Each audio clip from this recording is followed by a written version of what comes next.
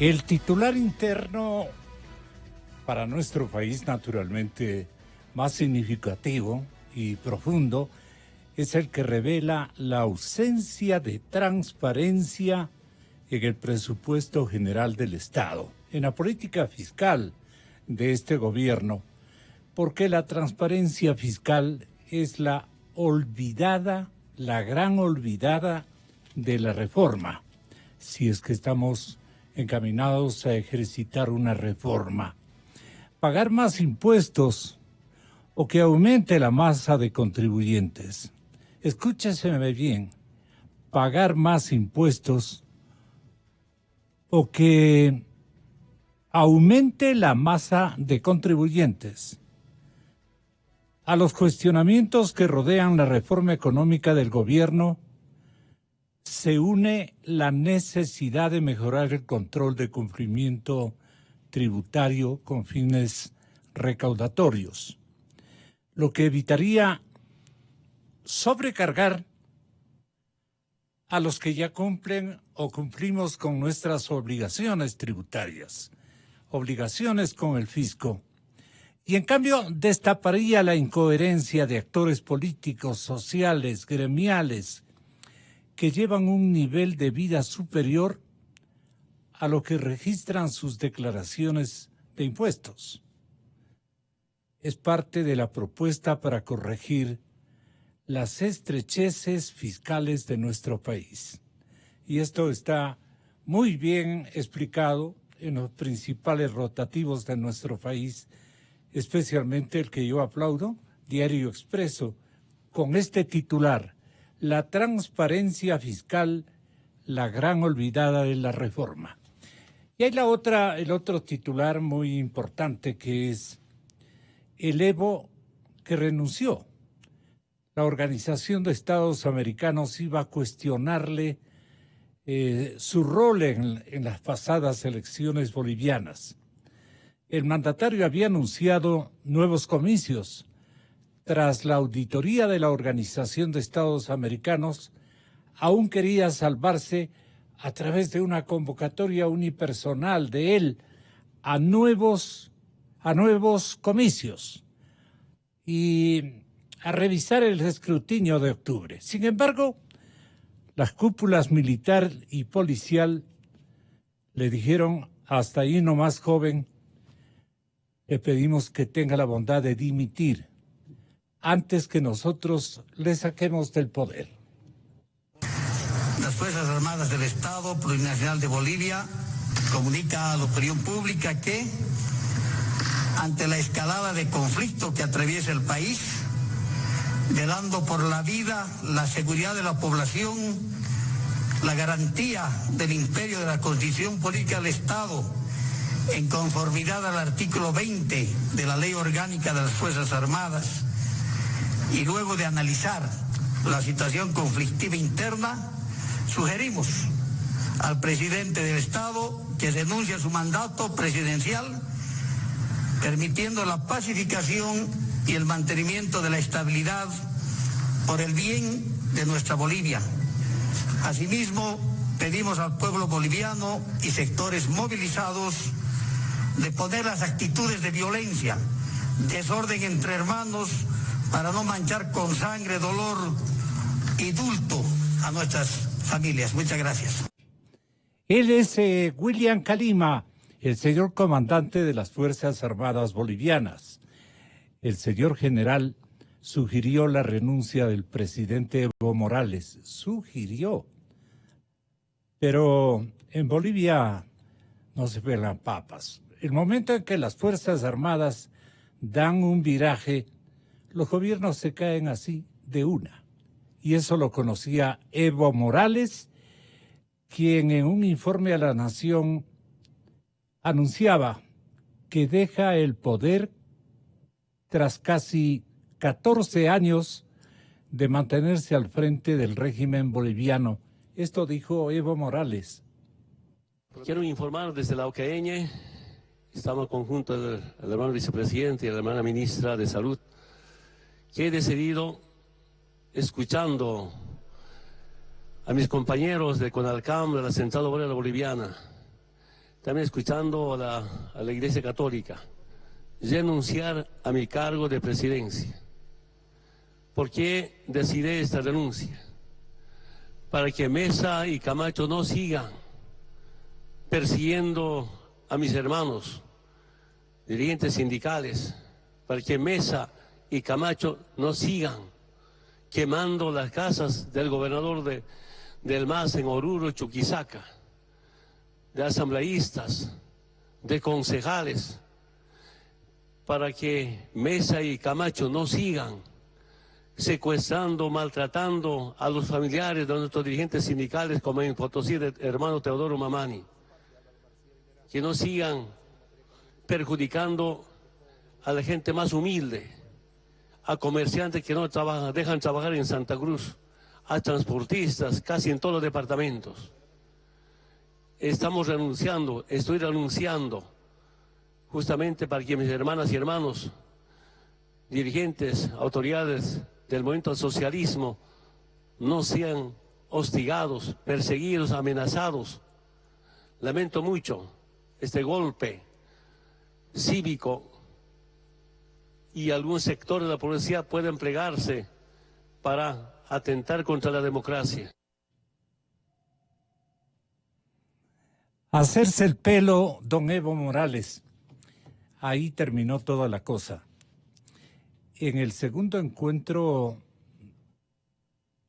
en el segundo encuentro del Grupo de Puebla, esto va después. Yo quiero que tenga la bondad de ubicar también a la señorita Yuri Calderón. Es el comandante, no es señorita, es el comandante policial de Bolivia. Se llama General Yuri Calderón. También Calderón desmintió que existiera una orden de prisión. Por eso es que, en honor a esas sugestiones, el presidente Evo Morales optó por renunciar e irse rápidamente de territorio boliviano, según tengo entendido. A ver, mi comandante general de policía de Bolivia, tenga la bondad, ¿qué dijo usted? Ningún miembro de la policía boliviana puede emitir mandamientos de aprehensión. Es una facultad privativa del Ministerio Público el disponer órdenes de aprehensión. La policía boliviana solamente ejecuta órdenes de aprehensión. Y yo quiero hacer conocer a la población boliviana de que no existe orden de aprehensión alguna contra funcionarios del Estado como Evo Morales y los ministros de su gabinete. Bueno, hasta ahí llegaron las cosas. Señoras y señores, voy con mis primeros invitados. Otorgo la más cordial bienvenida a Santiago Nieto. Muchas gracias, licenciado, por estar aquí con nosotros. Recibo también con notable orgullo al colega periodista don Jorge Ortiz y saludo también la comparecencia del señor doctor Gabriel Hidalgo. Después de la intentona golpista, la izquierda radical latinoamericana como que desea recomponerse y en eso están este momento. ¿A quién tenemos para que anuncien de este cometido? Está ya con nosotros, vuelvo y repito, Santiago Nieto, en breve Jorge Ortiz con Gabriel Hidalgo. Lo que queremos entender nosotros es que Cochabamba, cuna política de Evo Morales, para comenzar por el tema boliviano, fue el escenario ideal para que anunciara que deja su cargo tras 14 años, después de 3 semanas de protestas contra su polémica reelección y tras perder el apoyo de las Fuerzas Armadas y la institución policial, como acaban ustedes de escuchar a sus comandantes en jefe. Renuncio a mi cargo de presidente para que Carlos Mesa y Luis Fernando Camacho no sigan persiguiendo a mis hermanos dirigentes, decía el hombre. Renuncio a mi cargo, dijo Morales a través de la televisión aludiendo a los líderes opositores que convocaron protestas en su contra, desatadas el día siguiente de los comicios del 20 de octubre. Bien, Santiago Nieto tiene la bondad. No le quedaba más, creo que se le cerró la oportunidad, pero hasta el último buscó Evo Morales maniobrar para quedarse en el poder. Santiago, le veo a los tiempos, me agrada su compañía, muchas gracias y especialmente su sabiduría política. Y en ese tono le consulto a usted, consulto también a a Jorge Ortiz y a Gabriel Hidalgo del tema. Dicen, después de la intentona golpista, la izquierda radical de América Latina como que desea recomponerse. Este es el titular con el que partimos en esta intención informativa y de opinión. Buenos días, Santiago. Buenos días, Gonzalo. Un gusto estar aquí en Radio Democracia. Siempre para mí es un gusto poder estar en medios serios y que informan a la ciudadanía. Amigos Radio Escucha, buenos días, gracias por su paciencia. Hay una cosa que preocupa mucho en el caso de Bolivia, y es que nuevamente hayan sido las Fuerzas Armadas quienes dimiren entre un problema que es de la política, no siendo esas las funciones de las Fuerzas Armadas. Y eso creo que hay que tener mucho cuidado. Muchos de estos sectores están presentes en América Latina, en un caso una dictadura que viene dándose por muchísimos años como es la venezolana, y esta vez en Bolivia una sublevación, porque si es que las Fuerzas Armadas piden al jefe del comando conjunto que se vaya, eso es una sublevación. Yo creo que es grave para nuestros contextos en democracia, países que vivimos en democracia, que tenga que solucionar un problema de estas características Fuerzas Armadas y que no logren las fuerzas políticas cada vez menos queridas por el conjunto de ciudadanía que dimiran estos problemas. Esta es una de la lección, política. Santiago. ¿Perdón? Es una lección para el resto de gobiernos. Sí, y también algo que nos tiene que poner a pensar en sociedad. No puede ser posible para, dentro de lo que nosotros pensamos, creemos, que las Fuerzas Armadas tomen un papel dentro de la política. Su función dentro de los estados es de otra manera, diferente. Y eso es lo que ha pasado en Bolivia. ¿Por qué? Porque también tenemos a un presidente de la República, ahora expresidente, que se aferró al poder, buscó varias reelecciones, trató de forzar el sistema para permanecer en el poder, y el poder desgasta. Se ven las manifestaciones en Bolivia y se ven los resultados que salieron en los comicios electorales. Un apagón electrónico sobre los datos es siempre sospechoso en cualquier sociedad. En cualquier parte. Y los gobiernos no pueden permitir, sobre todo en los momentos actuales, que la gente tenga estas suspicacias con respecto a un resultado electoral, porque lo que se ve y lo que se da es del caos. El analista Juan Elman, paralelamente, muchas gracias, Jorge, por estar aquí.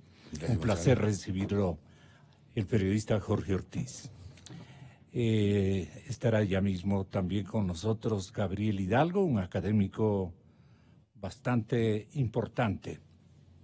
Bueno, después de un tiempo en la intemperie, dice un analista de nombre Juan Elman, el progresismo latinoamericano vuelve a encender los motores, o sus motores.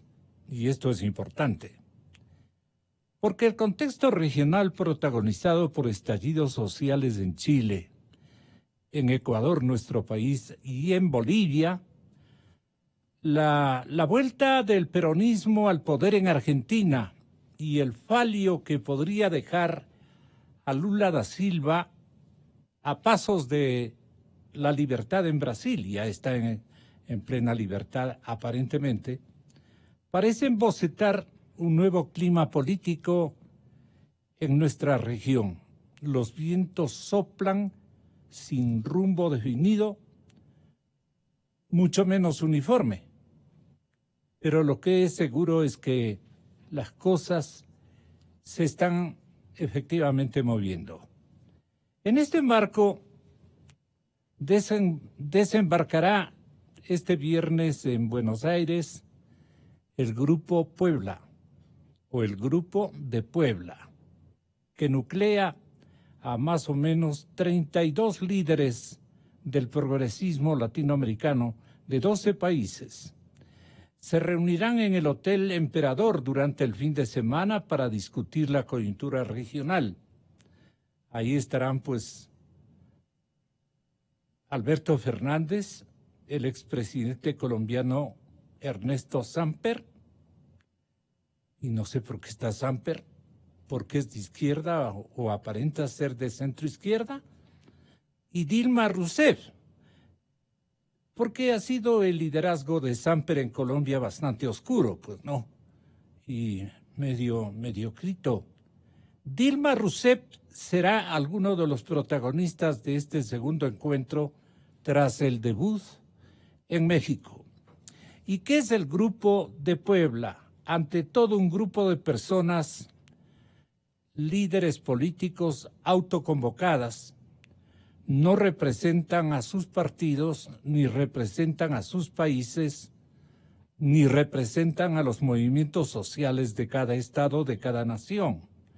La iniciativa se corporizó este año con los esfuerzos de Marco Enríquez Ominami, exdiputado y candidato presidencial chileno, que fue secundado por Alberto Fernández, y Alosio Mercadante, nombre y apellidos difíciles en estos tiempos. Este es un ex senador brasileño y uno de los fundadores del Partido de los Trabajadores de Lula. Luego se fueron sumando otros líderes como la señora Rousseff, Rafael Correa, primerito, Fernando Lugo, Pepe Mujica, Ernesto Samper o Ernesto Samper, como quiera el acento, pero es el mismo, don Ernesto Samper o Ernesto Samper. Y el expresidente español José Rodríguez Zapatero, entre otros. La gran mayoría de los 32 líderes han pasado por la función pública, pese a que no todos comparten la misma tradición progresista. El espacio, según relata Ominami de Cenital, busca ser un grupo de reflexión y articulación política. Trabajamos por la búsqueda de consensos regionales en un continente que ha perdido la batalla de productividad, de crecimiento y pobreza, la cual habíamos enfrentado mejor en los últimos gobiernos de carácter progresista, dice este Ominami, un político de centro izquierda más o menos, por lo menos en la denominación. La idea de conformar un espacio de reflexión entre líderes ya estaba presente en conversaciones entre Ominami y Fernández cerca del 2009. Fue en el verano del 2019 cuando el deseo comenzó a materializarse. Con tu ojo tan observador y tan atinado, Jorge Ortiz, desde ahí, ¿qué comenzó? ¿Qué se inauguró desde el año 2009 entre Ominami y Fernández? Cerca del 2009, dice la noticia de interpretación, fue en el verano del 19 cuando el deseo comenzó a materializarse. ¿De qué manera, Jorge? Gracias, Gonzalo Santiago. Buenos días.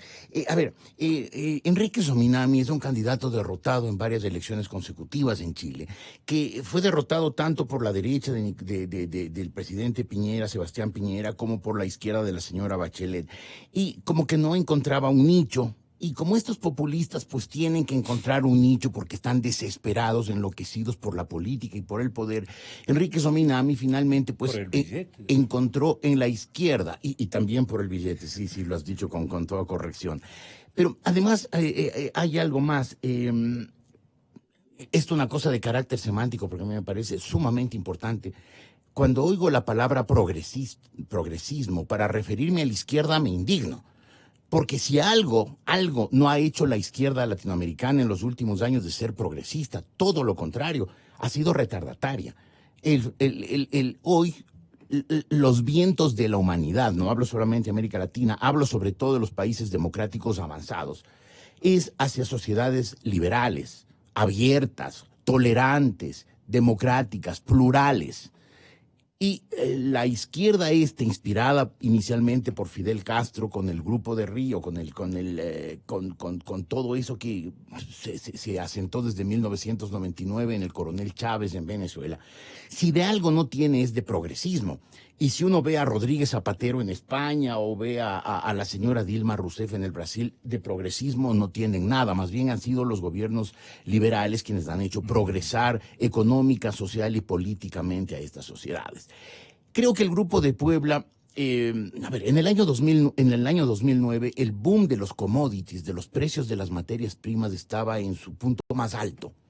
Era el momento en que el petróleo estaba altísimo, el estaño, la plata, el oro, la soya, los cereales, y todos estos países tuvieron un auge que con mucha propaganda y muy buena propaganda, algunos de estos gobiernos, como el pésimo gobierno del señor Rafael Correa, hicieron creer a la gente que había una gran prosperidad por el acierto del gobierno. No, había una prosperidad porque había mucho dinero, porque los gobiernos recibían mucho dinero de las exportaciones de sus materias primas.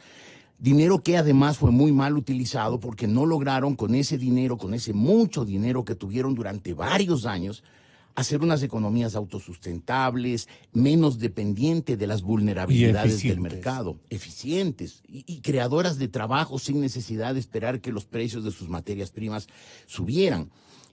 Claro, ese momento pues sintieron que era el momento de presentar como que este boom de América Latina, este crecimiento de América Latina, se debía al buen acierto de esos gobiernos. Todo lo contrario.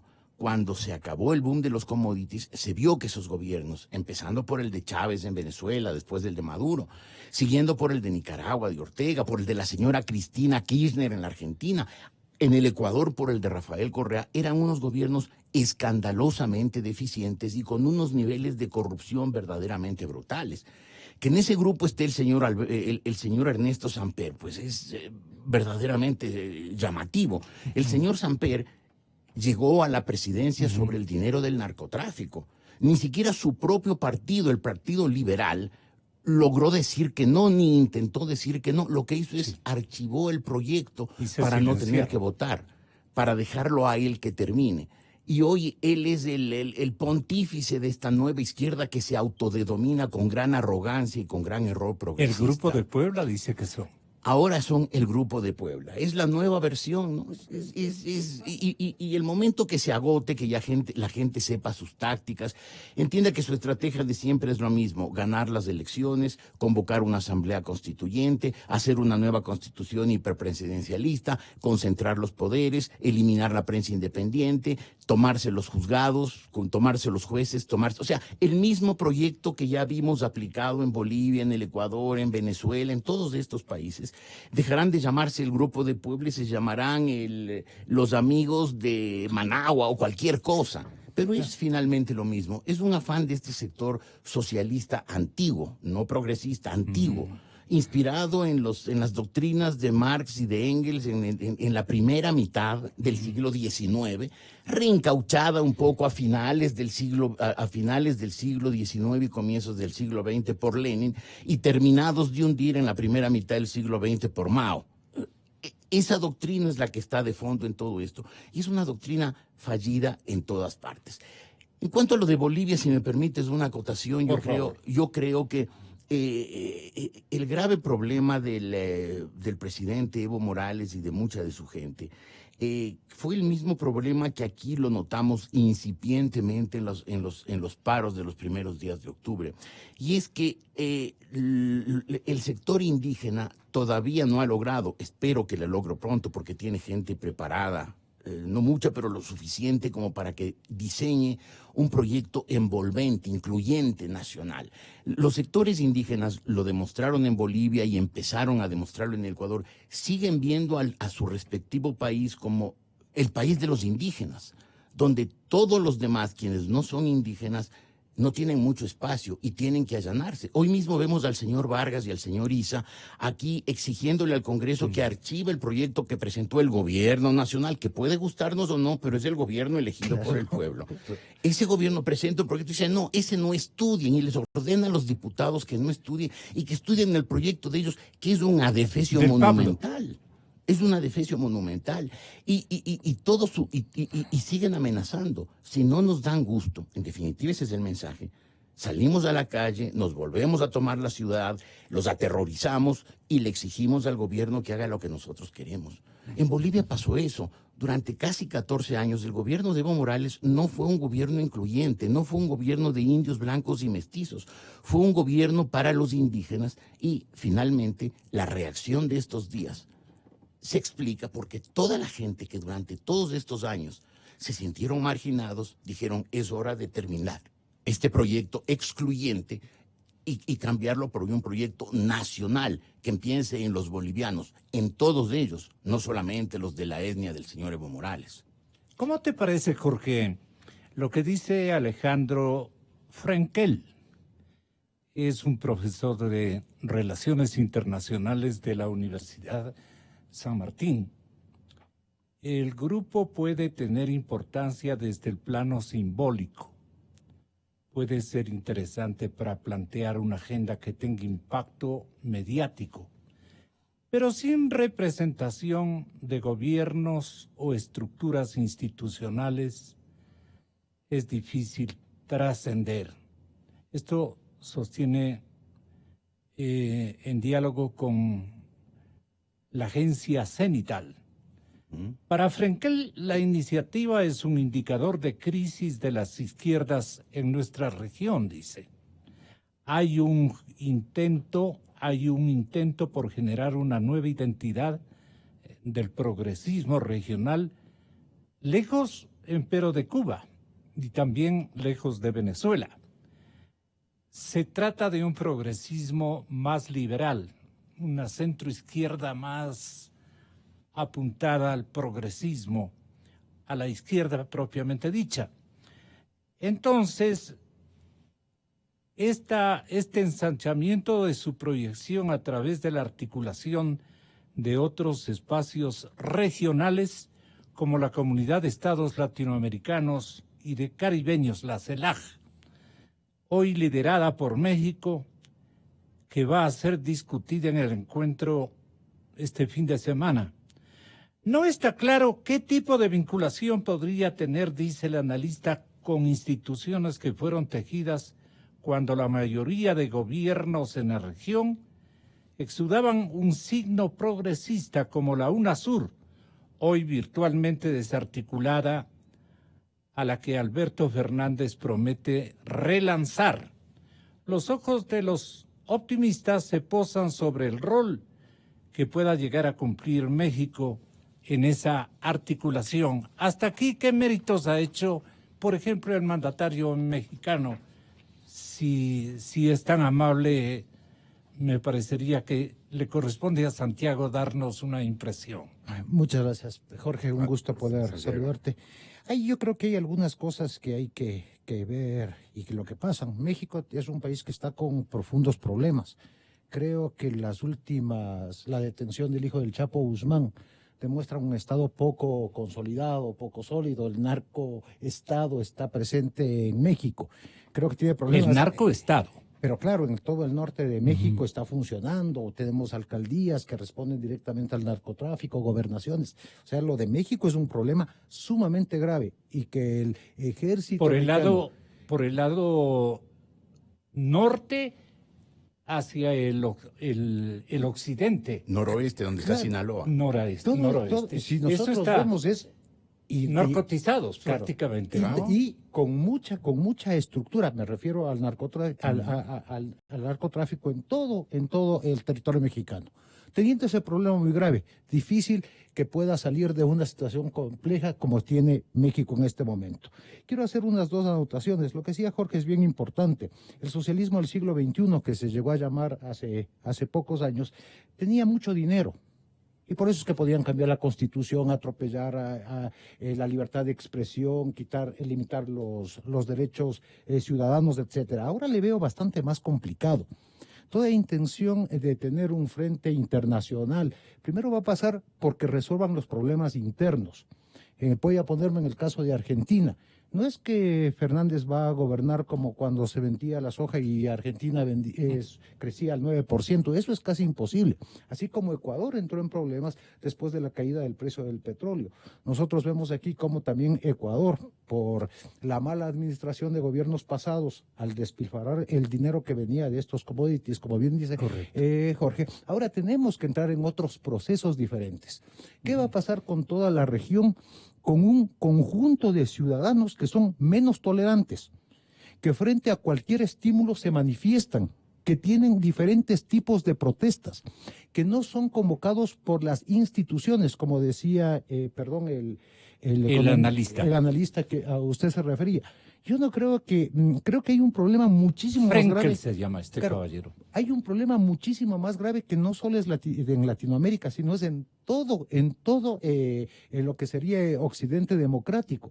Y es que la democracia entró en una profunda crisis. La falta de representación que tiene los movimientos políticos, la autoridad, ha creado una crisis donde los ciudadanos son los que se están manifestando. Algunos de forma muy violenta, otros de forma pacífica, conviviendo en el mismo momento, que creo que hay que pensar bastante en esta capacidad de las instituciones, de los liderazgos, de representar y solucionar las necesidades de la gente. A mí me pareció una cosa muy curiosa. Yo estaba en Buenos Aires cuando se dio el cacerolazo aquí en Quito. La verdad es que al oír yo me emocioné mucho, porque uno es quiteño y siente eso, Quito sale a la paz. Después revisé las redes y en Quito hubo diferentes cacerolazos. Unos eran por la paz, otros eran contra el gobierno, otros porque se autoconvocaron distintos intereses con una metodología, que era el cacerolazo. Y eso está pasando en el conjunto del país. Vemos en Chile, por ejemplo, hay protestas absolutamente violentas, vandalismos, esto de entrar, quemar la universidad, sacar las bancas de la iglesia, son modelos de protesta que no habíamos registrado antes. Hace años. Claro, dice algunas personas que, bueno, esto se trata de una trama internacional. Yo creo que ahora todos copiamos todo a través de las redes. Entonces, si hay una manifestación violenta en un país, tomo esos modelos para poder también manifestarse. Y no hay control.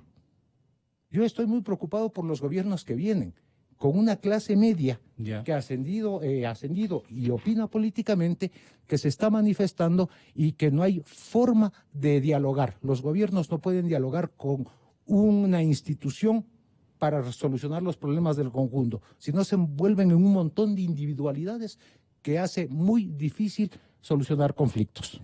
No tiene una descripción y una definición exacta del Grupo Puebla. Está como para los analistas en proceso de constitución y se nota que hay un intento de diferenciarse, dicen, del Foro de Sao Paulo o del ALBA en una búsqueda de una tercera vía actualizada, como para estos tiempos. 2.0. Puebla plantea una propuesta pragmática frente al neoliberalismo vigente en una región que se está reestructurando, dice el analista.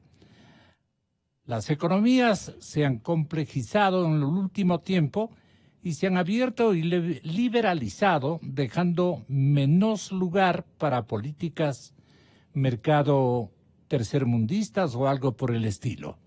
Mercado internistas, para ser más exacto, según la denominación que define el analista en mención.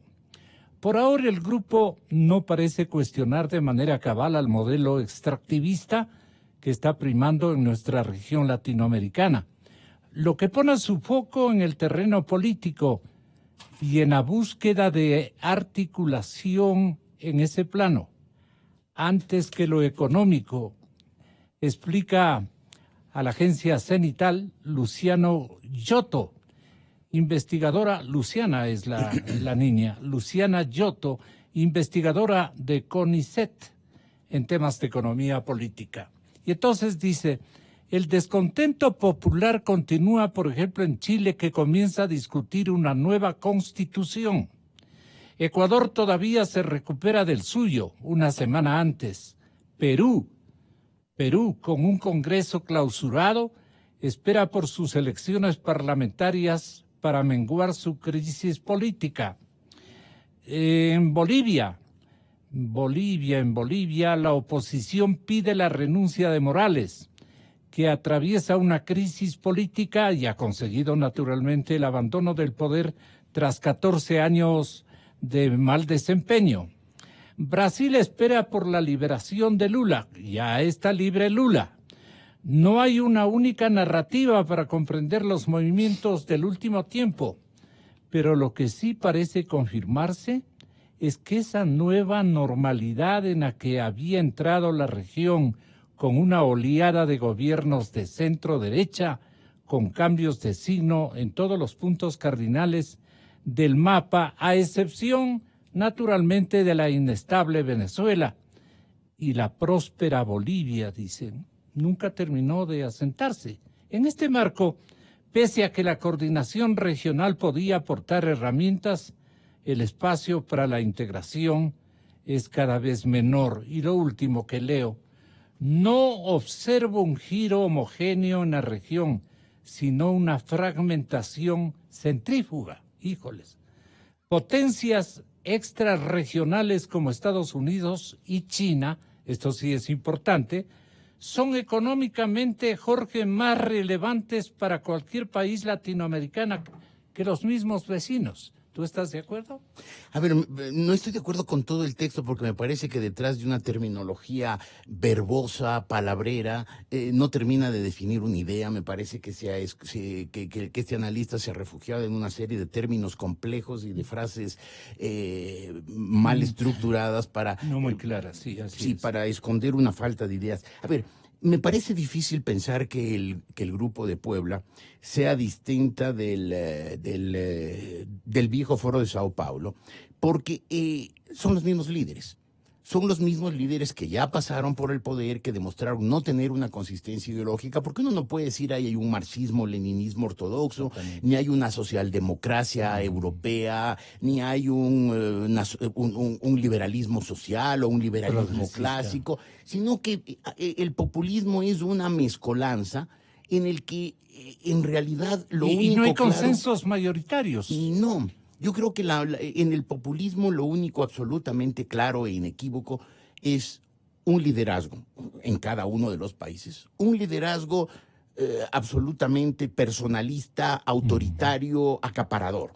Eso vimos en Bolivia con Evo Morales, vimos en Venezuela con Chávez y con Maduro, vimos Eso en el hace Ecuador complicado con Correa. lograr un consenso regional. Es que, claro, Cada uno con su banda.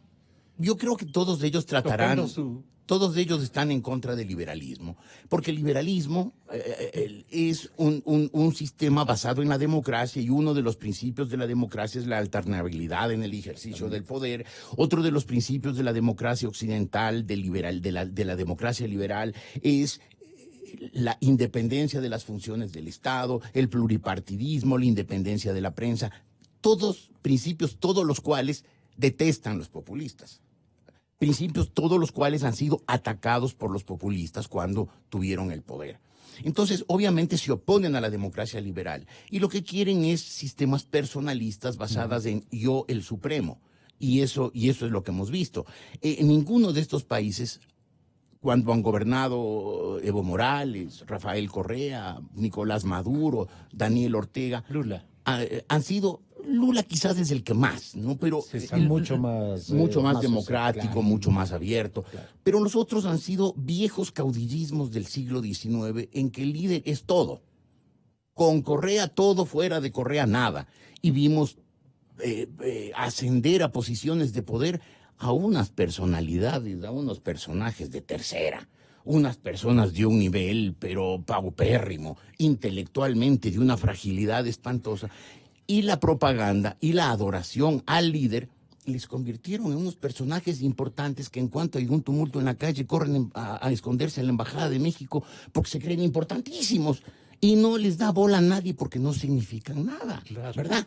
Y eso ha pasado en muchos de estos países. Ahora, lo que yo sí siento es que en estos países hay una... quizás lo que decía Santiago podría ser una clave, ¿no? En estos países el modelo se va replicando. Cuando la gente ve actividad, ve una protesta violenta o ve un cacerolazo, tiende a repetirla. A mí lo de Bolivia me ha parecido verdaderamente significativo, porque no solamente vimos que en cuestión de 20 días, desde las elecciones hasta ayer, vimos que no solamente se desmoronaba Evo Morales, se desmoronaba también Carlos Mesa, que eso es lo absolutamente sorprendente.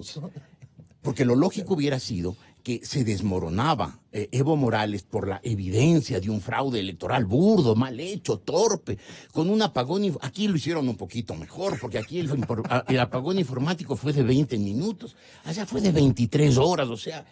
Hasta el fraude electoral lo hicieron mal, ¿no? Pero de una manera muy torpe. Un fraude a lo bestia, como dirían los muchachos. A lo bestia, exacto. Pero el asunto es que 21 días después, cuando la reacción a ese fraude por parte del pueblo boliviano se vuelve abrumadora, insostenible, quien debía ser el beneficiario de esa situación, que era Carlos Mesa, como el supuesto perjudicado por el fraude, hoy no significa nada. Claro. Y este momento no sabemos en Venezuela, en Bolivia, quién va a quedar. ¿Va a haber unas nuevas elecciones? ¿Va a ser Carlos Mesa, a quien hoy nadie le da mucha bola en Venezuela, en Bolivia? ¿Va a ser el Macho Camacho, este líder de Santa Cruz, que ha levantado a la gente tan significativamente? ¿Va a ser la señora Áñez la que está ahora de presidenta del Congreso temporalmente?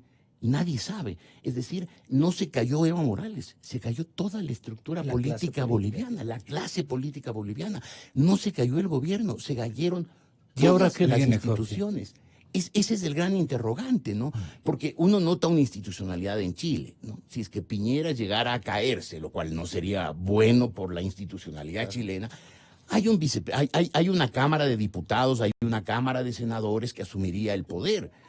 En el caso de Bolivia es la incertidumbre total. Si se llegara a caer Martín Vizcarra en el Perú, ¿quién asume el poder si no hay Congreso?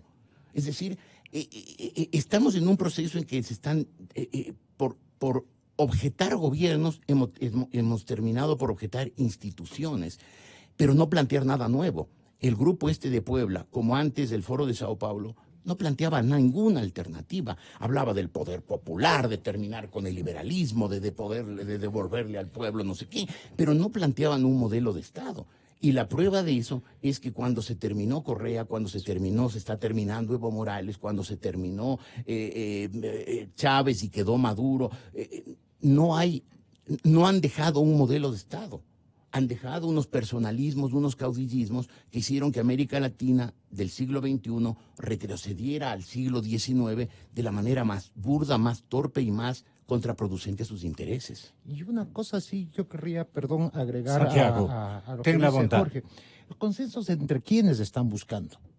Porque si son consensos entre ellos, creo que ya como que están, ¿no? Sí, claro. Porque la idea de un consenso para que funcione es hablar con el otro.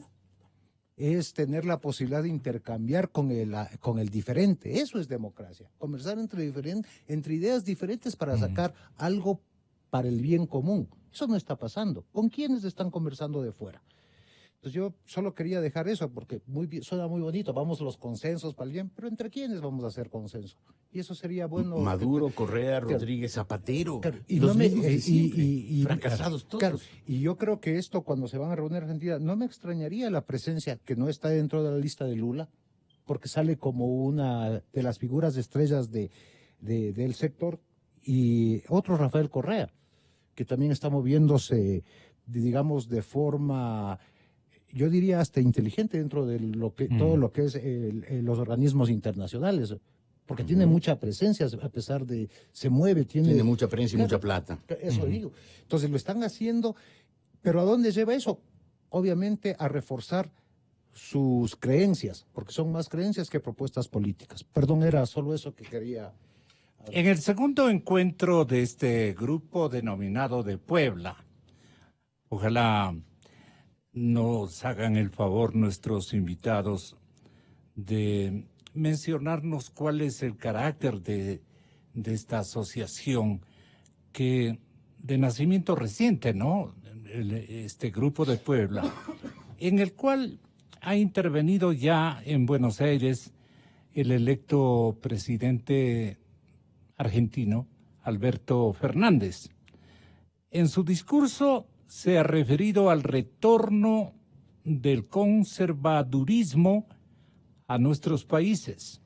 Estoy pronunciando bien a la clásica, ¿no? Conservadurismo a nuestros países. También criticó a la justicia de Brasil, a la justicia de Ecuador, de Argentina. Esta es la voz de Alberto Fernández. Estábamos todos muy agobiados, temiendo que el conservadurismo había llegado a América Latina para quedarse, padeciendo la democracia que nos ofrecen estos republicanos, entre comillas, viendo cómo las instituciones se demacraban en todos nuestros países. Lo que Lula dice del Poder Judicial y de la justicia brasilera no es muy distinto a lo que digo yo de la justicia argentina, y acá se rasgan las vestiduras, pero solo dije la verdad. Y no es muy distinto a lo que pasa en Ecuador. Tan preocupados que están, y resulta que en Ecuador detienen gobernadores, opositores, los acusan del delito de rebelión sin que ninguno haya tenido un arma en sus manos y nadie levanta la voz. Y allí hay un vicepresidente preso hace más de 2 años que se llama Glass y nadie levanta la voz. Y en verdad debemos levantar la voz, porque allí también hay situaciones de injusticia que no debemos tolerar. Que lo que ocurre en Bolivia, que hay una clase dominante que no se resigna a perder el poder en manos de un presidente que es el primer presidente boliviano que se parece a los bolivianos. Eso es todo lo que pasa. Y le conté lo que pasa en Chile. Presidente, le dije, el milagro chileno es que los chilenos no hayan reaccionado antes. Porque Dilma, vos te quejabas, pero en Chile el 1% de la población se apropia del 30% del ingreso. ¿Quién puede vivir con semejante desigualdad y con semejante inequidad?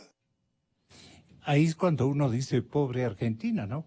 ¿Con quién se metió? Y la justicia argentina, quizás es la peor de todas, que no le ha metido preso a la señora Kirchner, cuando todos saben, claro, incluso los argentinos y los peronistas. Mencionar el nombre de su aliada, claro, coidearia fundamental. ¿A usted qué le parece, doctor Gabriel Hidalgo? Muy buenos días y bienvenido. Saludando a los compañeros de mesa, si es tan amable, Jorge Ortiz y Santiago Nieto. Con usted una trilogía fantástica. Tenga la bondad.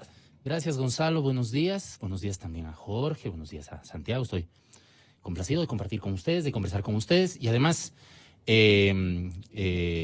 no se crea que el leve retraso que tengo fue estratégico, aunque lo parece porque lo más interesante ya se dijo.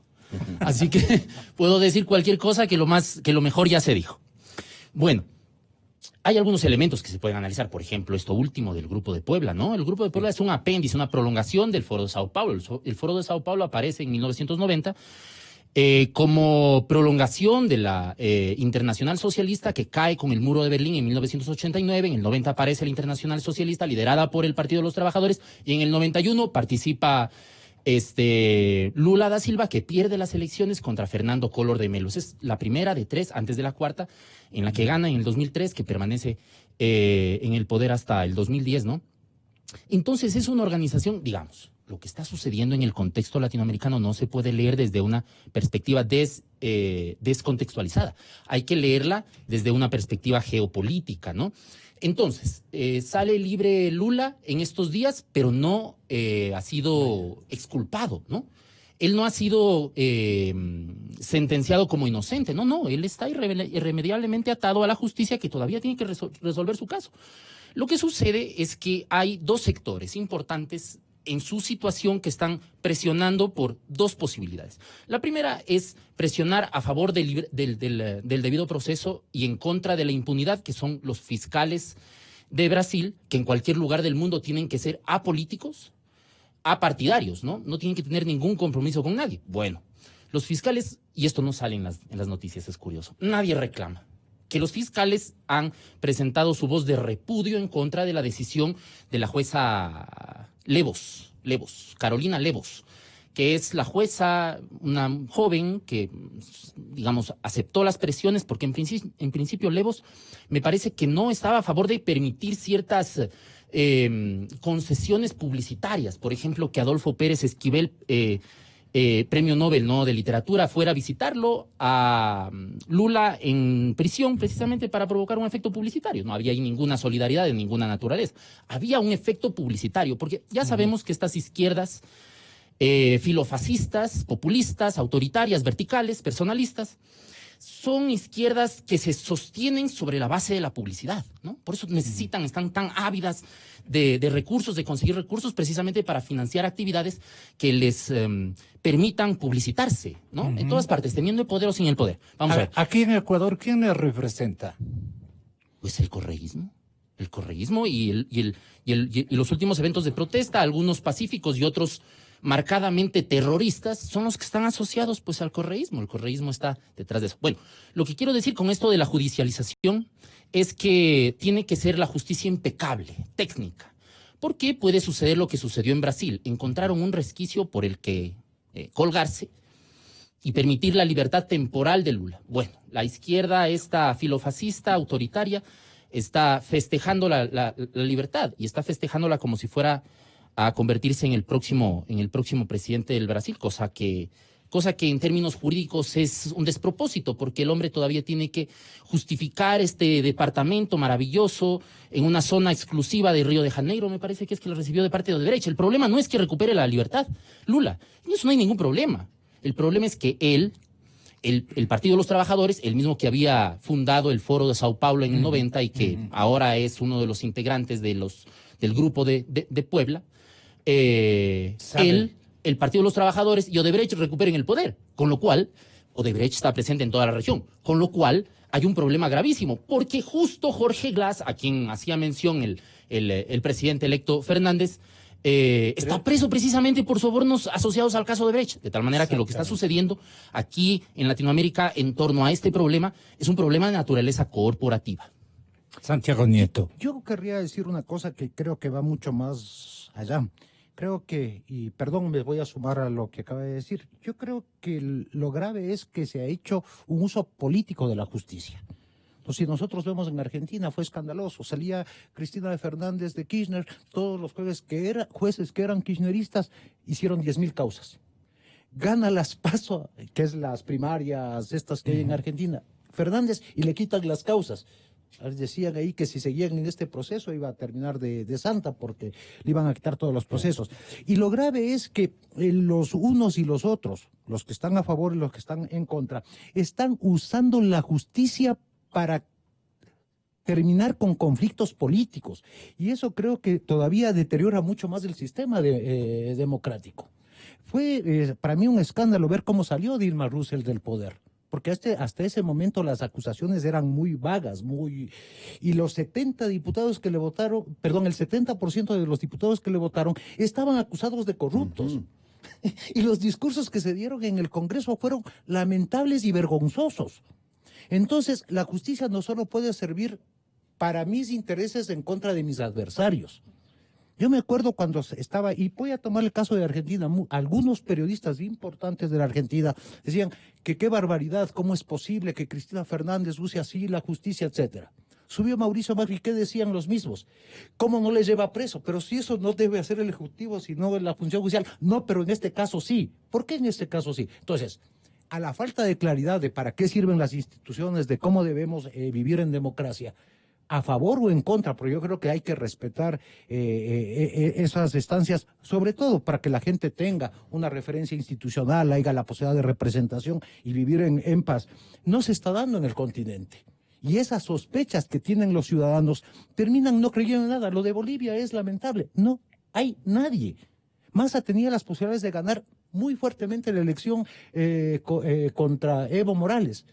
Las perdió por un poquito. Y el señor Camacho, que es más extremista, también tiene una posibilidad. Yo creo que ahí hay un problema en en todo, sobre todo en Latinoamérica, de respetar las instituciones. Y nos las pasamos por encima porque a veces nos gusta y otras veces nos disgusta. Yo creo que en ese marco también hay que ver, porque a veces las pasiones, la ira, la no razón nos lleva a tener posiciones frente a fenómenos sin ver las verdaderas causas. Y creo que eso nos está pasando con la democracia en Occidente y más en Latinoamérica. Y qué pena, Santiago, oír a Alberto Fernández, un político que había hecho una carrera relativamente destacada, decir tal cantidad de barbaridades que demuestran un desconocimiento total de la realidad de América Latina, o peor todavía, una mala fe abrumadora. Decir lo segundo, Jorge, no te equivocas al ratificar. Me temo que es lo segundo, pero decir que en el Ecuador, del populismo. Decir que en el Ecuador hay una instrumentalización de la justicia ahora y no saber nada, o no decir nada del señor Alberto Fernández de los 10 años y medio anteriores. Él no ha oído hablar del señor Yalc, del fiscal Chiriboga, del contralor Polit. El presidente electo de la Argentina no ha oído hablar de ellos y no sabe cómo el señor Yalc, el señor Chiriboga, el señor Polit permitieron aquí todo lo que permitieron y protegieron y encubrieron todo lo que encubrieron. Y hoy, cuando hay un proceso lento, difícil, pedregoso de recuperar la independencia y la justicia, el señor Alberto Fernández le sale el peronismo más rancio, más tonto, y sale a decir que hoy hay una manipulación de la justicia y pobrecito el señor Glass. Y antes no había. Alberto Fernández, por favor, señor, si usted quiere asumir la presidencia y no hacer un papelón internacional, infórmese o quédese callado, pero no diga disparates. Que no va a volar a México. Exactamente. De nuevo digo, ¿no? Porque acaba de... el populismo, dice el doctor Fabián Corral, que lamentablemente está fuera del país. El populismo ha hecho de la democracia una opción sentimental y del ejercicio del gobierno dispendio y costoso paternalismo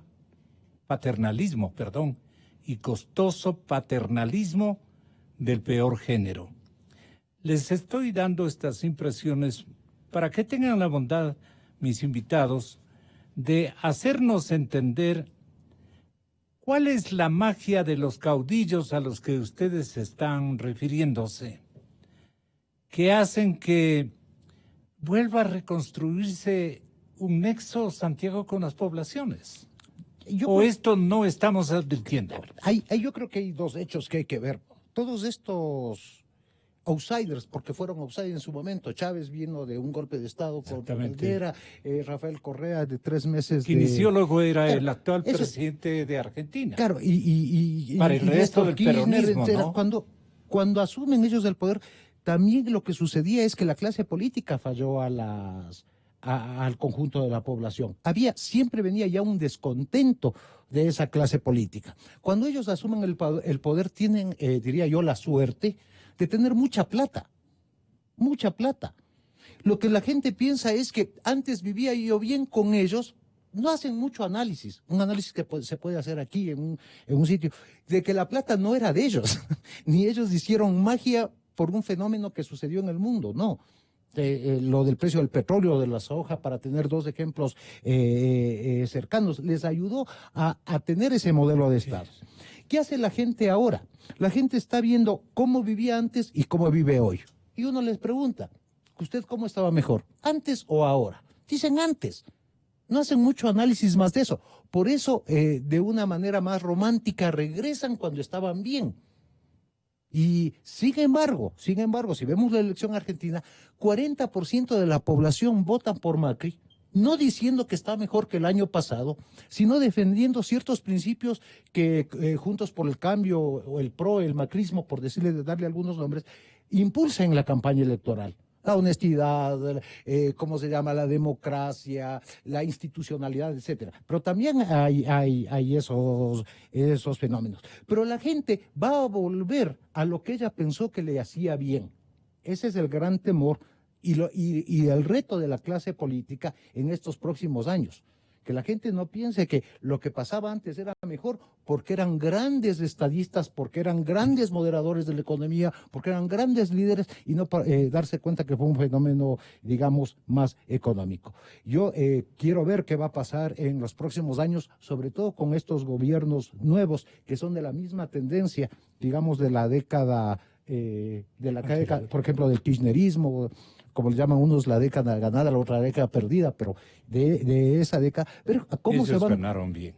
¿Cómo se van a comunicar con la población? Quedarse. Hemos visto en Chile, por subir el pasaje del metro de una manera muy pequeña, se estalló, se abrió una serie de... Y también pasa en otros sitios.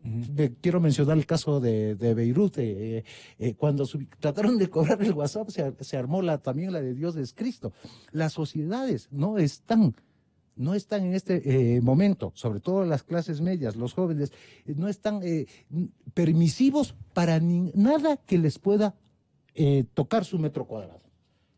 El populismo, Jorge, ha sido una desgracia para América Latina.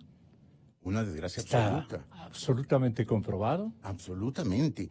Es decir, Y este empeño, este esfuerzo es revitalizarlo hacia un progresismo al caudal de gentes que soñan en retornar al discurso barato, al comprometimiento, a los regalos de casas, a los sorteos de puestos de trabajo y todo lo demás, lo que hace un populista anacrónico.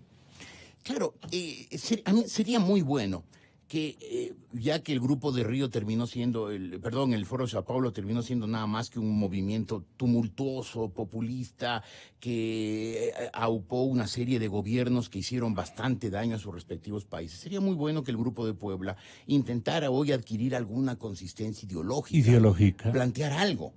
En muchos de estos países, singularmente el Ecuador, ni siquiera hay un partido de izquierda radical, un partido comunista, un partido socialista revolucionario. Aquí esa izquierda ha terminado siendo reemplazada en el correísmo. Yo diría que por unos dirigentes sociales. Los vemos en los planteamientos que tienen hoy algunos dirigentes indígenas y otros dirigentes sindicales bastante anacrónicos en su pensamiento. Pero por último ellos han terminado por ser la izquierda de estos países, del Ecuador, un país donde no hay un partido de izquierda consistente, ideológico. Y se han terminado montando en el correísmo, porque Correa, como líder populista que es, que no tiene una consistencia ideológica, que no plantea, que en 15 años de estar en primer lugar estelarmente en la política ecuatoriana, nunca ha planteado un modelo de Estado válido. Ha sido su personalismo, sus odios, sus rencores, sus afectos, sus prejuicios, sus ignorancias muchas.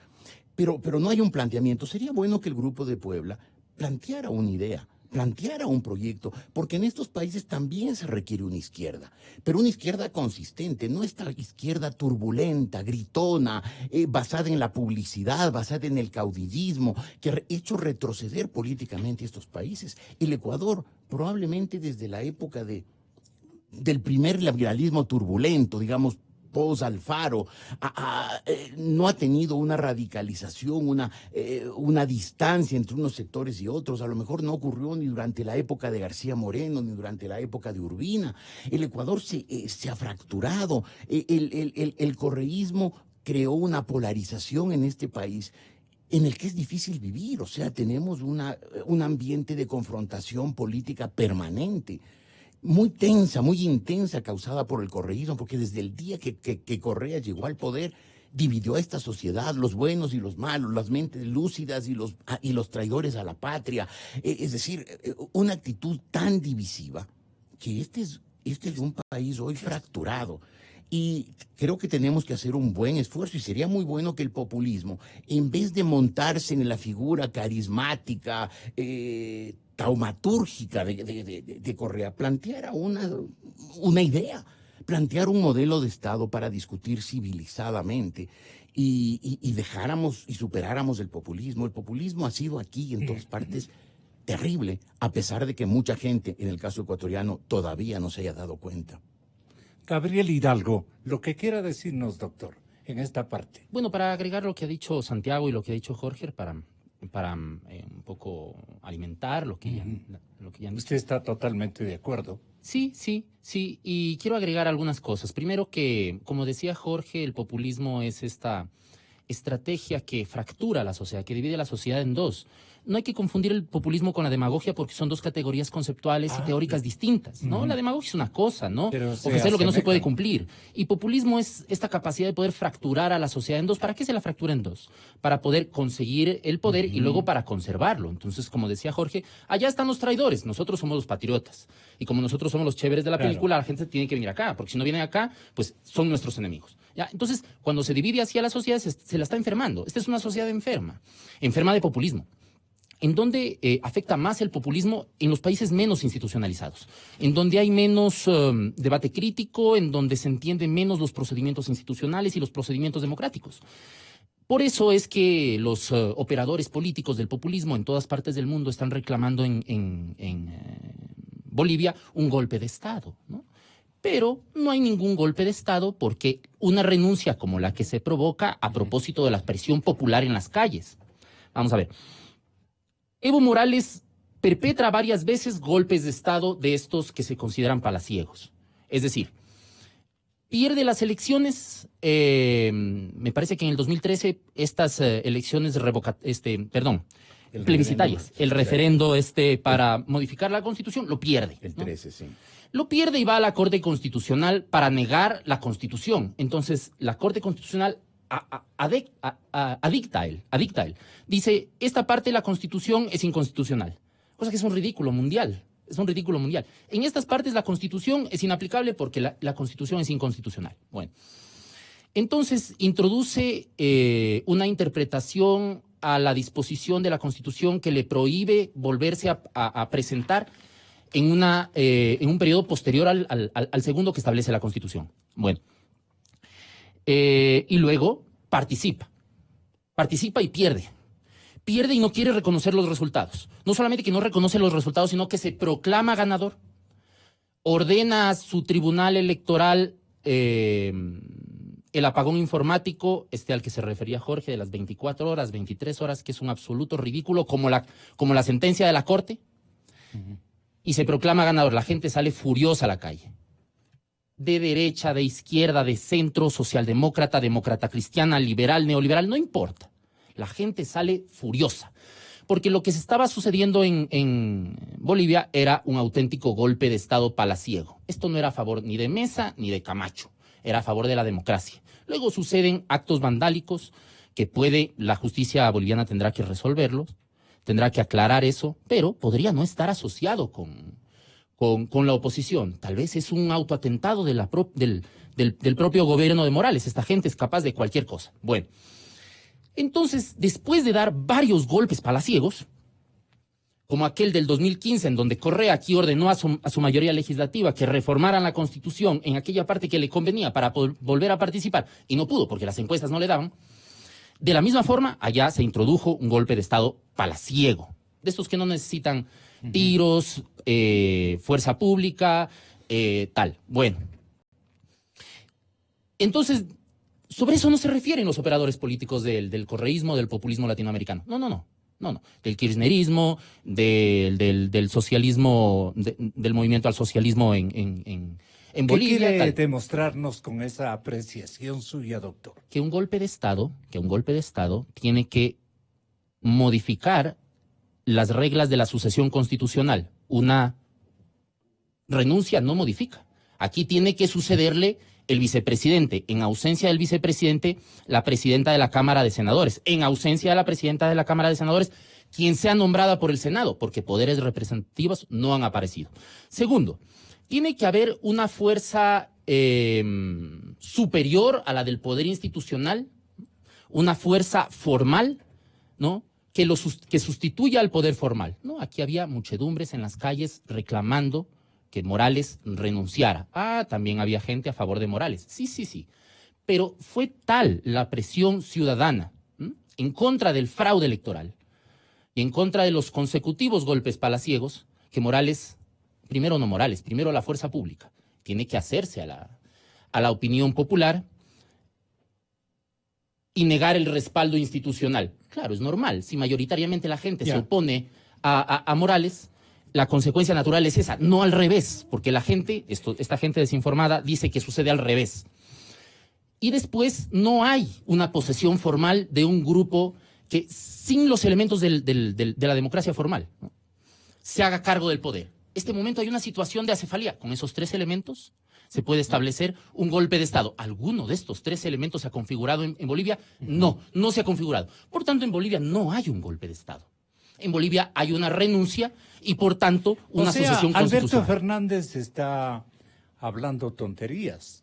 Por ejemplo, él dice, en Bolivia se ha consumado un golpe de Estado producto del accionar conjunto de civiles violentos, el personal policial acuartelado y la pasividad del ejército. Es un golpe perpetrado contra el presidente Evo Pueblo. ¿Y qué dice del fraude? ¿Ni una palabra? Que había convocado a un nuevo proceso electoral. Y Alberto Fernández revela que este día sábado que pasó había mantenido una espléndida conversación de casi 1 hora con el presidente de Francia. Es para que vayan viendo cómo pinta este nuevo gobernante argentino. Emmanuel Macron era el presidente de Francia con el que ha mantenido una espléndida conversación de casi 1 hora, ha estado controlando el reloj.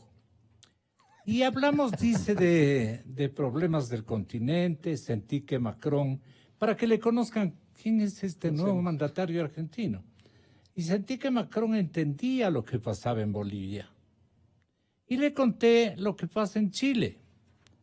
Le dije que el milagro chileno es que no se hubiesen revelado antes. La conversación fue la respuesta natural a una carta que Macron envió a Fernández el 30 de octubre, donde lo felicita por su triunfo electoral y le dice que le complacería mucho recibirlo en Francia en cuanto su agenda lo permita. Entonces, su visita será una oportunidad para destacar la riqueza que entraña la relación entre nuestras 2 naciones. Qué pobre idea nos da este nuevo mandatario argentino. Santiago Nieto. Él tiene algunos problemas. Primero, su fuerte nunca fue lo internacional, fue más un operador político. En México también fue a decir tonteras. Claro. 2, tiene un problema con Cristina Fernández de Kirchner. Él no viene del kirchnerismo. Cristina tiene la gran mayoría de votos, ella es la líder popular. Fernández estuvo 8 años en contra del kirchnerismo, tratando de gobernar con el peronismo en contra del kirchnerismo. A ver, él al interior tiene que resolver millones de problemas. Tiene la Cámpora, que es esta unidad de las juventudes kirchneristas. Tiene Kicillof, que es el gobernador de la provincia de Buenos Aires, que si nosotros vemos el discurso cuando gana Alberto Fernández, decía presidenta Cristina, no le nombraba Alberto.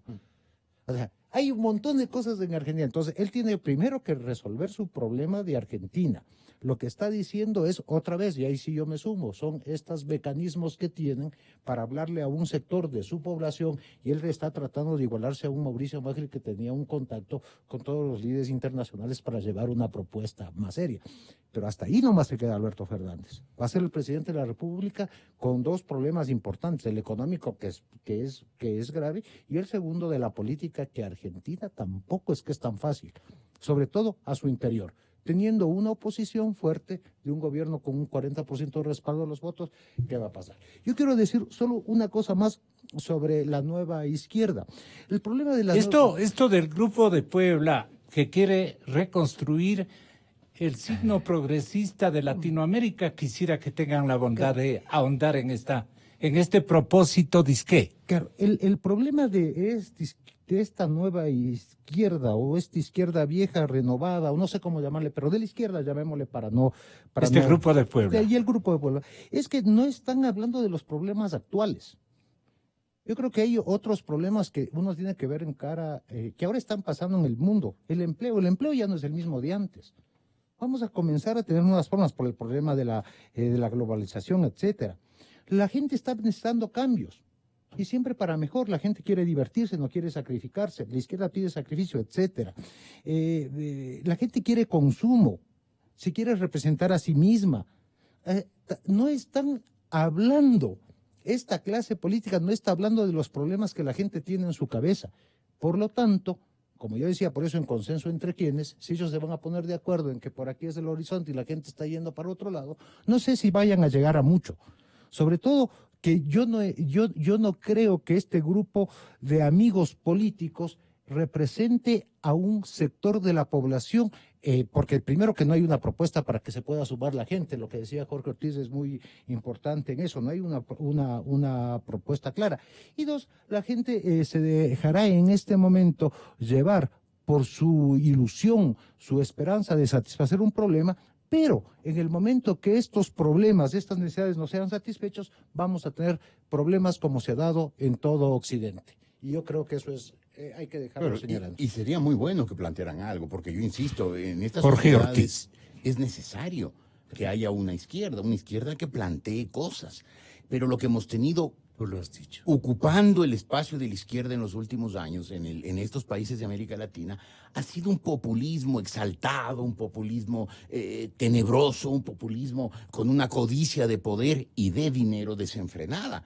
Sería muy bueno volver a tener una izquierda que plantee cosas. Si su idea es el marxismo-leninismo, si su idea es el maoísmo, si su idea es una socialdemocracia adaptada de Europa a América Latina, sería un gran aporte para estos países porque haría la discusión en términos ideológicos. Este momento no tenemos una discusión, es Evo o no Evo, Claro, es Correa o no Correa. Es decir, hemos vuelto a discutir como deben haber discutido en el siglo XIX, Flores o no Flores, Urbina o no Urbina. No, por favor, tendremos que hablar en términos de qué plantea, qué es la socialdemocracia, qué es el liberalismo, pero ese populismo lo que hace simplemente es no plantear nada ideológicamente, nada estructuralmente, nada consistente, y lo que hace simplemente es achacar a todos los demás de ser neoliberales. Si se les pide que definan qué es neoliberalismo, Correa habló como lora borracha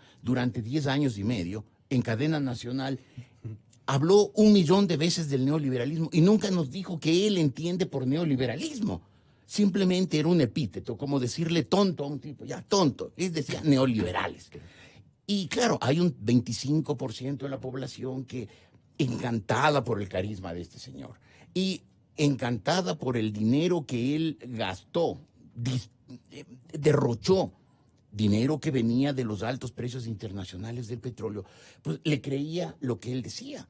Y lo mismo pasa con Evo Morales, con los precios del estaño, con la señora Cristina de Kirchner. Con pero no me dejan advirtiendo para nuestra gente que tiene la bondad de escucharnos. El Grupo de Puebla, ¿cómo piensa reconstruir si hay elementos indispensables para reconstruir el progresismo latinoamericano desde el discurso de este momento? Es que no están planteando nada, Gonzalo. Ese es mi reclamo. Es decir, lo que quieren no es plantear una izquierda nueva, alternativa, aplicada a estos países. Que tú dices sería conveniente, claro, para que haya una alternativa más clara. Exacto. Lo que hacen simplemente es viejos líderes caudillistas, populistas, que ya tuvieron el poder, quieren rescatarlo. Y para eso se agrupan en el Grupo de Puebla. Correa quiere volver a ser presidente, está enardecido por volver a ser presidente. Evo Morales trató de dar un golpe de Estado con un fraude electoral brutal para quedarse. El peronismo del lado kirchnerismo burlando todos los procesos judiciales que están en trámite, que va a volver al poder el 10 de diciembre. Daniel Ortega se aferra a tiros al poder en Nicaragua. Maduro ha empobrecido la población, antes con Chávez, hasta niveles estratosféricos, y lo que es decir, siguen siendo caudillismos, siguen siendo populismos basados en la persona, en el cacique, no en una idea. Y el Grupo de Puebla es eso, un club de caciques, un club de políticos frustrados que quieren volver al poder y que no plantea nada, y que se roban la palabra progresismo para decir retraso, vuelta atrás, vuelta al siglo XIX. Y claro, y yo pues, solo para hacer, pues, para que ellos hagan un planteo de izquierda, deberían ser de izquierda. Claro. Y no lo son, porque ideológicamente no siguen una línea, todos ellos no siguen una línea. Gabriel lo definió muy bien, que son populistas y por qué son populistas, con esto que habló de la fractura. Es clarísimo. No hay una idea de fondo, no hay una idea intelectualmente estructurada. Hay la cosa así intestinal, visceral, que convierte a los pueblos en víctimas. Entonces, ¿qué va a pasar con el progresismo latinoamericano, Gabriel? Bueno, el populismo es sinónimo de progresismo en América Latina, ¿no? Y esto significa caudillismo, personalismo, autoritarismo. Ojalá, como decía Jorge, ojalá tuviéramos el encuentro de una izquierda y una derecha democráticas. Ojalá tuviéramos el espacio para que una izquierda democrática apareciera, y no me estoy refiriendo al partido que fuera fundado por el expresidente Borja, me refiero a una conjunto de partidos que en la izquierda, desde la perspectiva democrática, puedan entenderse con partidos en la derecha, en el conservadurismo, desde la perspectiva también democrática. Pero el centro derecha también anda peor en cuanto a una presencia coherente. Están repartidos, dispersos totalmente en el centro derecha y en el centro izquierda. Estamos viendo cosa igual. Ese es un buen cuestionamiento, precisamente porque los presidentes con enfoque centrista, socialdemócrata, demócrata cristiano fracasaron, digo, desde la perspectiva representativa. Macri no tuvo el tiempo suficiente para sanear las puertas, hacer las cosas, exactamente, no tuvo el tiempo suficiente. Y Moreno, en Ecuador, a pesar de los grandes avances en materia de reinstitucionalización, no ha sido capaz, por ejemplo, de superar el modelo rentista. Nos seguimos endeudando. Pero si me permite, yo creo que Macri fracasó, creo que Macri no hizo bien las cosas, con perdón de mi amigo Santiago. Pero yo creo que el problema también del centro derecha es que en América Latina la política ya no se plantea en términos ideológicos, en términos de propuestas programáticas. Entonces, muy bien dices, Gonzalo, el centro derecha también anda despistado, también. Sí. Claro, porque la discusión política en estos países es caudillo sí, caudillo no. Evo sí, Evo no, Correa sí, Correa no, Lula sí, Lula no. No son términos de ideas, de planteamientos, de proyectos, de programas, sino de personas, que es haber retrocedido la política siglo y medio. Lo que es peor, Jorge, lo que es peor, es que como hemos pasado décadas, no la última, porque en la última se profundizó el modelo de exclusiones, ¿no? De marginación, además de insultos, de resentimientos, de odios. Ya, en ese espacio en donde se eliminó lo poco que había de instituciones, En ese espacio se excluyó a toda la sociedad. Entonces, antes de que sucediera esto, ¿no? Esto del levantamiento de hace 20 días, ¿no? En Bolivia, pues la gente decía, es el rechazo, digamos, la gente más romántica, estos que romantizan la violencia y que romantizan igualmente el terrorismo y la pobreza en el mismo saco. Hay el resurgir hasta con tono poético, el resurgir de las izquierdas en el mundo entero. Mentira. Ni de las izquierdas ni de las derechas. Hay una sociedad civil nueva que se informa a través de las redes sociales, que se convoca, que se moviliza a través de las redes sociales, que reclama otro tipo de cosas, pero especialmente también reclama un espacio en donde también pueda tomar decisiones. Aquí cabe esa expresión de la brisa, apenas una brisa que decía bolivariana. El comandante, Diosdado, claro. El jefe. Y en verdad no sabemos ser hipócritas. Claro que nos alegra que haya una brisa bolivariana dándole la vuelta a toda América. Claro que sí nos alegra, porque es la redención de los pueblos. Es el pueblo que se levanta. Y les voy a decir algo, señor Almagro y su combo, rueguen a Dios que se quede en una brisa. Porque al paso que vamos ya se está convirtiendo en una ventolera para convertirse en un huracán bolivariano que recorrerá las patrias toda la patria grande de América. ¿Ese es visible, esa posibilidad? ¿Visible para qué? Claro, yo me voy a tomar de lo último que dijo Gabriel, que me parece bien interesante. Ya plantear la sociedad ahora en función de los espacios de la política propios del siglo XX, creo que nos quedan los conceptos nos quedan cortos. ¿Por qué? Porque la izquierda y derecha ya no tienen el mismo significado que que después de la caída del muro de Berlín, como que se fusionaron. Como que mucho de la derecha antigua tomó de la izquierda, tienen más conciencia social, los otros. Queda en un grupo muy chiquito ser mucho más ortodoxos, digamos, en cuanto a la ideología. Lo grave es que nosotros estamos pidiendo partidos políticos. La gente no quiere ser representada. La gente cambió. Las formas de la democracia, creo que por eso, y lo comencé diciendo, hay un problema.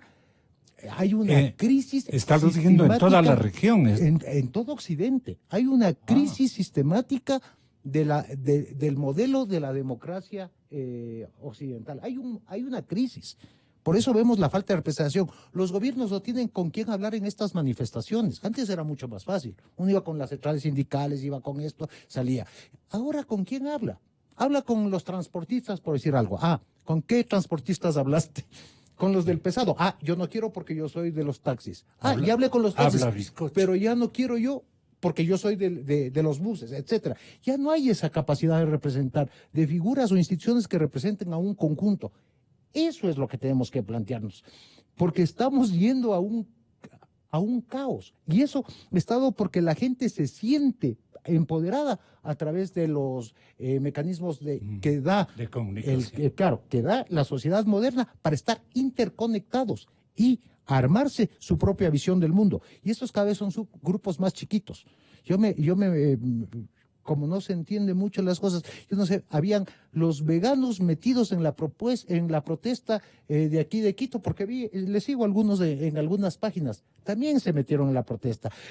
Los derechos de igualdad de género también estaban en la protesta. Y todos desde su ángulo aportaban a la protesta general, que era que bajen los combustibles.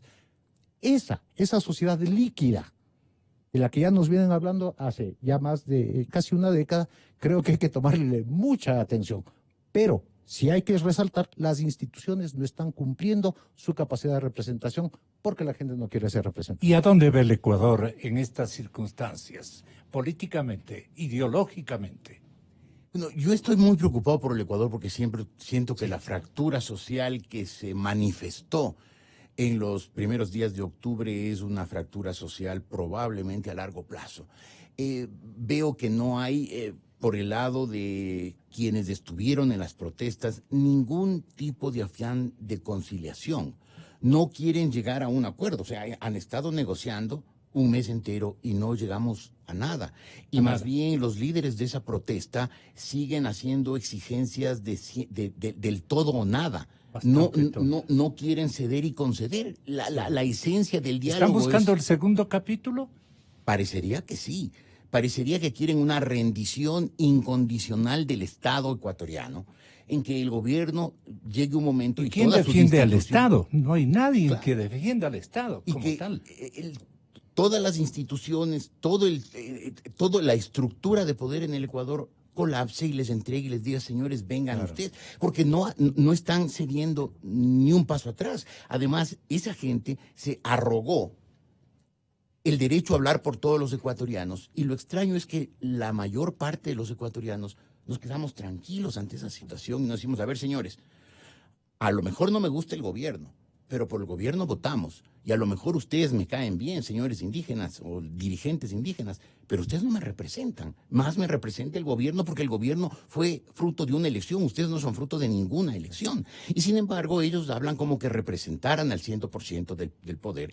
Y lamentablemente, el gobierno no ha sabido dar en el último mes un golpe de autoridad. No digo de exceso de autoridad, no digo de autoritarismo, no pido nada parecido a los abusos correístas, pero sí que sepamos que hay un gobierno que está mandando, que está en control de la situación, porque en este momento parecería que el señor Vargas y el señor Issa son los dueños del país y que ellos nos dictan las cosas que tenemos que hacer, y las instituciones del poder público, de un poder público democrático elegido en las urnas, tienen que allanarse incondicionalmente a las exigencias de los indígenas.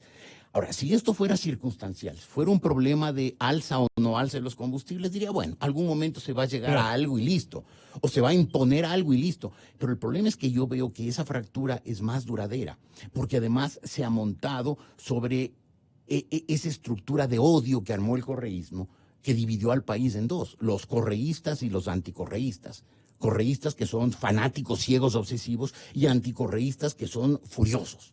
Y entonces el sector indígena o el sector turbulento de la sociedad, en que fue representado por los indígenas y por toda la gente que generó violencia esos días, se ha montado sobre ese odio, esa fractura que creó el correísmo, y me parece que esa ruptura de la sociedad en dos es una ruptura que va a ser a largo plazo y que no se va a reparar con facilidad, ni se va a reparar a corto tiempo.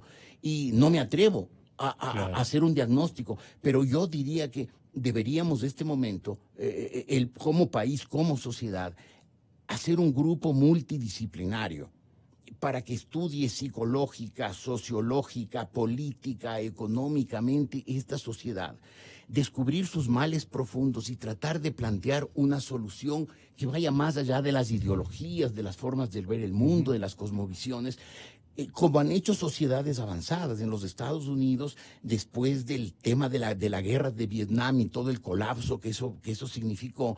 Hubo una comisión, la comisión Moynihan, la encabezó alguien que llegó a ser senador, Daniel Patrick Moynihan, que estudió durante 2 o 3 años disciplinariamente los problemas de la sociedad norteamericana para darle soluciones. Y atinó en el diagnóstico. Tanto atinó que esos jóvenes rebeldes de los años 60 se convirtieron en los grandes impulsores de las grandes empresas tecnológicas que han asombrado al mundo. Pero eso hubo que hacer un trabajo serio, tranquilo.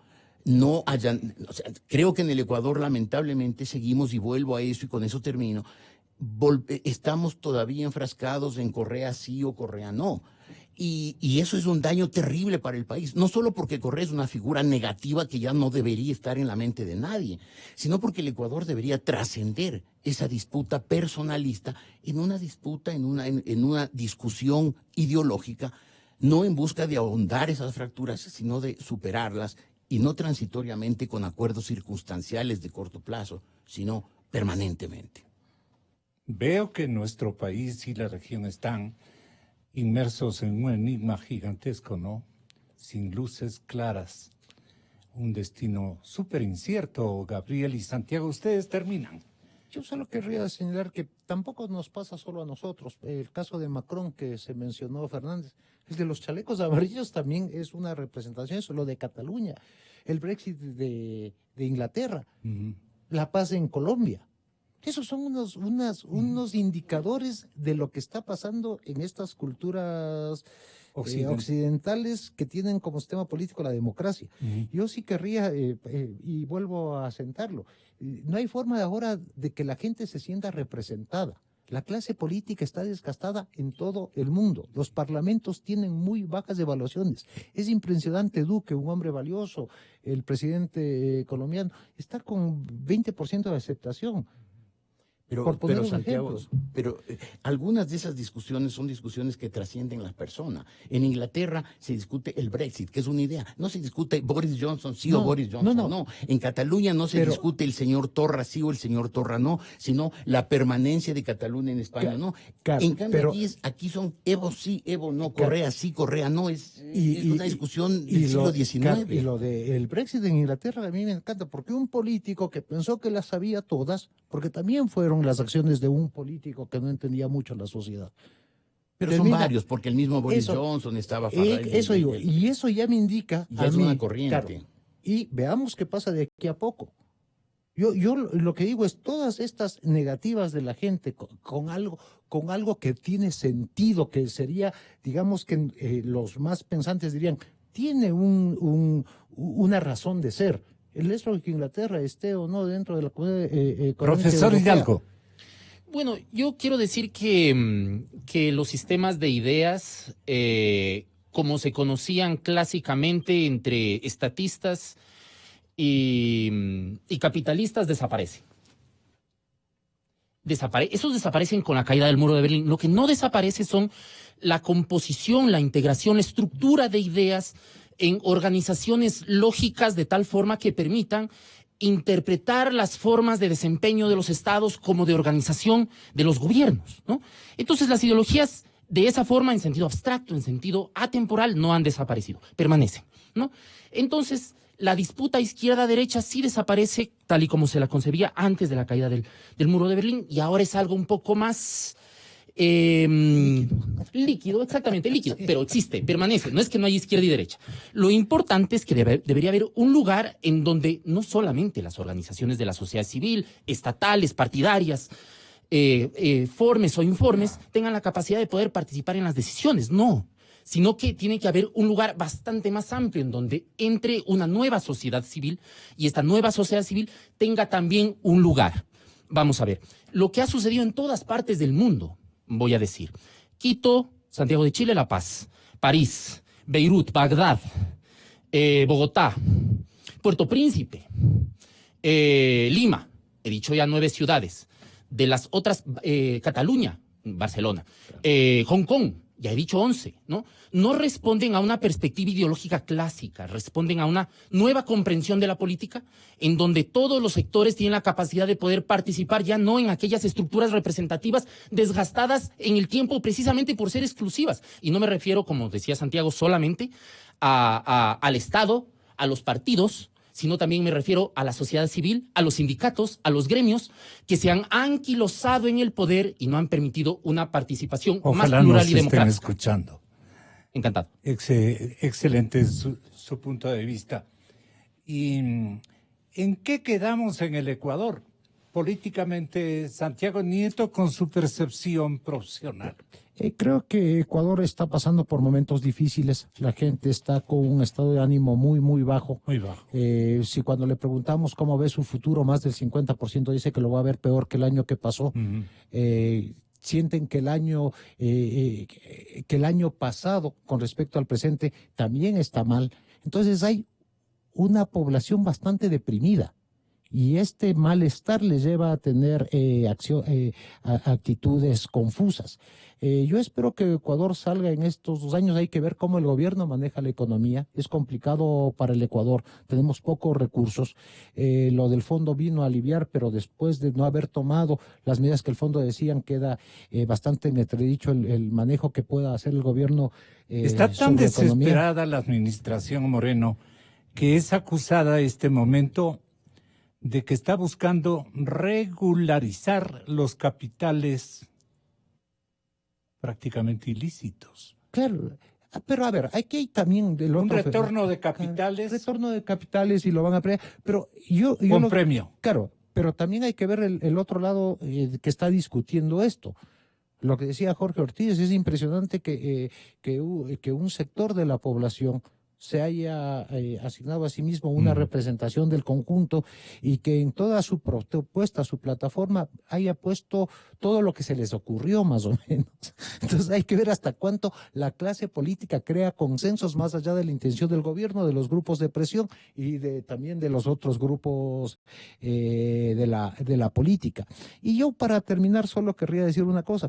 La sociedad está avanzando a través de este nuevo problema de la cibernética, de la comunicación, de la robótica, etcétera, a pasos demasiado agigantados que los especialistas no logramos entender porque caduca en muy corto tiempo. Ajá.